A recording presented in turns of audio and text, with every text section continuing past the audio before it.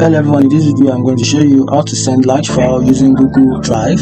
So for you to do that, you have to head over to your browser, then type drive.google.com, drive.google.com, and this is it, drive.google.com, then you search, then you click on this name icon, then you switch to your Gmail.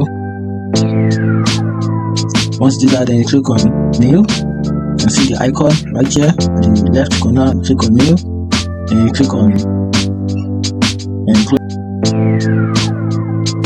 good. Then right here you can pick from any large file in your solid drive. Here's your video.